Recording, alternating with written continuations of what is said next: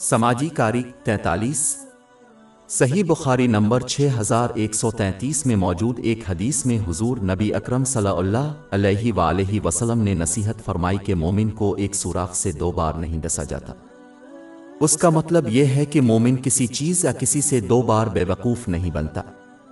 اس میں گناہوں کا ارتکاب بھی شامل ہے۔ ایک سچا مومن گناہوں کے ارتکاب سے محفوظ نہیں ہے، لیکن جب وہ ان کا ارتکاب کرتے ہیں تو وہ اپنی غلطی کو نہیں دہراتے ہیں اور اس کے بجائے اللہ تعالیٰ سے سچے دل سے توبہ کر کے سیکھتے ہیں اور بہتر کے لیے بدلتے ہیں۔ سچی توبہ میں ندامت کا احساس، اللہ تعالیٰ سے معافی مانگنا، اور جن لوگوں پر ظلم ہوا ہے جب تک کہ اس سے مزید مسائل پیدا نہ ہوں دوبارہ وہی ایسے ملتا جلتا گناہ نہ کرنے کا وعدہ کرنا اور کسی ایسے حقوق کی تلافی کرنا شامل ہے اللہ تعالیٰ اور لوگوں کے احترام میں خلاف ورزی کی گئی ہے۔ ایک سچا مومن لوگوں پر اندھا اعتماد نہیں کرتا جس سے ان کے ساتھ ظلم ہونے کے امکانات بڑھ جاتے ہیں، لیکن اگر وہ کسی کی طرف سے بے وقوف ہیں تو انہیں نظر انداز کرنا چاہیے اور معاف کرنا چاہیے، کیونکہ یہ ان کی بخشش کا باعث بنتا ہے۔ باب 24 النوری آیت 22 اور وہ معاف کر دیں اور نظر انداز کرے۔ کیا تم یہ پسند نہیں کرو گے کہ اللہ تمہیں معاف کر دے؟ لیکن انہیں مستقبل میں اس شخص کے ساتھ معاملہ کرتے وقت احتیاط سے چلتے ہوئے اپنے رویے کو بھی بدلنا چاہیے، اس طرح اس بات کو یقینی بنانا چاہیے کہ وہ دوبارہ بے وقوف نہ بنے۔ دوسروں کو معاف کرنے اور ان پر اندھا بھروسہ کرنے میں بہت فرق ہے، خاص طور پر جب وہ کسی پر ظلم کر چکے ہیں۔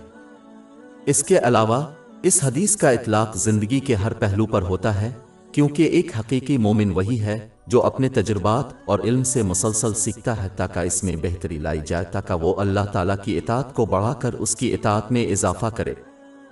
حکم اس کی ممانتوں سے اجتناب اور تقدیر کا مقابلہ روایات کے مطابق صبر کے ساتھ کرنا۔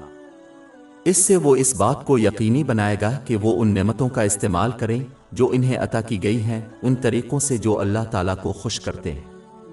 آخر میں مرکزی حدیث معاف کرنے اور بھول جانے کے غلط تصور کو ختم کرتی ہے۔ جیسا کہ پہلے ذکر کیا گیا ہے، دوسروں کو معاف کرنا اسلام کا ایک اہم حصہ ہے، لیکن بھول جانا لوگوں کے لیے دوبارہ غلط کرنے کا دروازہ کھولتا ہے۔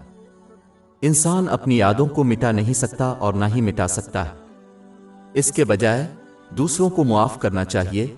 اسلام کی تعلیمات کے مطابق دوسروں کے حقوق ادا کرنے کی کوشش کرنی چاہیے، لیکن لوگوں کے ساتھ معاملہ کرتے وقت احتیاط سے چلنا چاہیے، خاص طور پر ان لوگوں کے ساتھ جنہوں نے ماضی میں ان پر ظلم کیا ہے، تاکہ یہ یقینی بنایا جا سکے کہ تاریخ اپنے آپ کو نہ دہرائے۔